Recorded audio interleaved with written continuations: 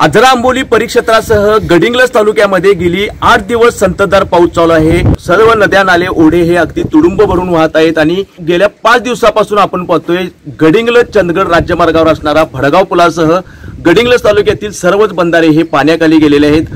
आपण आज 5व्या दिवशी इथे भडगाव पुलावर आलेलो आहोत आणि आपण जी भडगाव रोडला आनंद विहारची बिल्डिंग आहे, या आनंद विहार बिल्डिंगच्या अगदी टेरेसवरून आपण हा भडगाव पूल पाहणार आहोत। माझ्या इकडे मागे पाहू शकता की भडगाव पुलाची ही परिस्थिती आहे।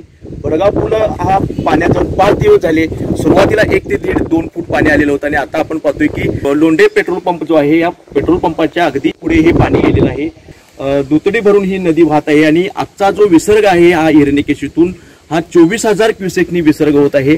शेजारी जे भडगाव आहे, या भडगावचा नदीवेस परिसर हा थोडाफार दिसतो। तिथे देखील पाणी हे कालपासून आलेलं आहे आणि नदीवेस परिसरामध्ये देखील तिथून कुटुंबाला स्थलांतरित करण्यात आलेलं आहे, जनावरांना स्थलांतरित करण्यात आलेलं आहे आणि अशा पद्धतीने 8 दिवस जो संततधार पाऊस चालू आहे त्याचाच परिणाम म्हणून हिरण्यकेशीला हा पूर आलेला दिसतोय।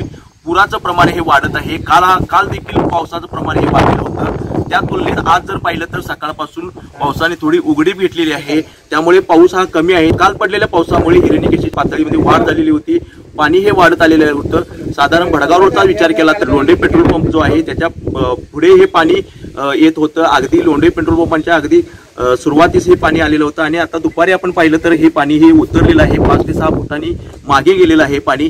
तर तसेच नदीवेस परिसरामध्ये देखील इकडे आपण पाहू शकतो, नदीवेस परिसरातील जे काय ही शेती आहे किंवा जमिनी आहे, या पूर्ण शेतीमध्ये हे पाणी घुसलेलं आहे। पिकांचं नुकसान हे होत आहे। गेली 8 दिवस पिकंही पाण्यात आहेत। संततधार चालू असलेल्या पावसाने हिरण्यकेशीतून होणाऱ्या 24,000 क्युसेक्स विसर्गामुळे हे पाणी वाढत आहे।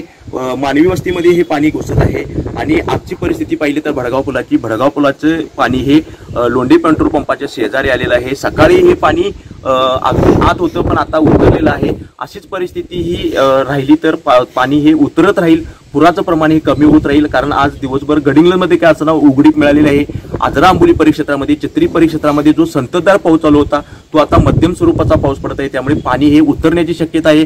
आणि आपण पाहिलं तर आज पश्चिमेच्या बाजूने जे काही गावं असतील, मग भादवण असेल, हरडे असेल, आईनापूर असेल, ही बंधारे हे पाण्याखालीच आहेत, पण त्या बंधाऱ्यावरून पाणी हे उतरण्यात चालू झालेले आहेत। आणि या उलट जे पूर्वेच्या बाजूस जे बंधारे आहेत, मग नागनूर असेल, निलजी असेल, जरळे असेल, ह्या बंधाऱ्यांच्यावर मात्र पाणी हे वाढत आहे। सकाळपेक्षा आत्ता पाणी वाढलेलं आहे, म्हणजेच की पूर्व भागातलं पाणी वाढत आहे पण पश्चिम भागातलं पाणी हे उतरत आहे। आजरा आंबोली परिक्षेत्रामध्ये जो मध्यम स्वरूपाचा पाऊस पडत आहे, संततधार जो पडत होता तो पाऊस कमी झालेला आहे। गडिंग्लजचा पाऊस कमी झालेला आहे, त्यामुळे जरी हे पाणी सकाळी वाढलेलं असलं तरी दुपारी हे पाणी थोडंफार का असेना कमी झालेलं आहे। पूर हे कमी होण्याचे संकेत दिसत आहेत। जर पाऊस कमी राहिला तर बाकी हे सर्वच बंधारे यांच्यावरील पाणी हळूहळू कमी होत राहील। जर का पाऊस पुन्हा संततधार किंवा मुसळधार पाऊस पडला तर मात्र हे पुराचं प्रमाण हे वाढू शकतं। त्यामुळे नागरिकांनी अलर्ट राहणे गरजेचे आहे, सुरक्षित राहणे गरजेचे आहे।